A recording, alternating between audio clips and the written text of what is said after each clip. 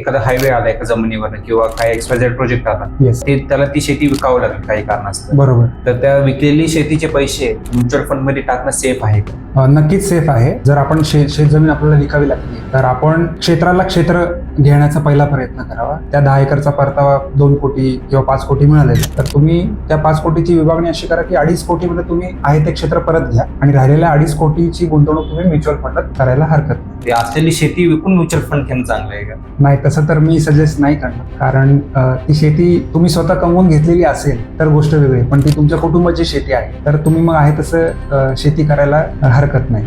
पण त्या शेत जमीन विकून ते पैसे तुम्ही गुंतवणूक करत असाल तर तो शेवटी मग तुमचा कलेक्टिव्ह डिसिजन असायला पाहिजे. तुमच्या फॅमिली मेंबर करून की सगळ्यांची त्यावर संमती आहे का, सगळे त्या बाबतीत पॉझिटिव्ह आहे का. शेतकऱ्यांनी फक्त शेती न करता जर इन्व्हेस्टमेंट हा एक ऑप्शन ऍज अ इन्कम म्हणून ठेवला तर ते चांगलं आहे का? काही जण फुल टाइम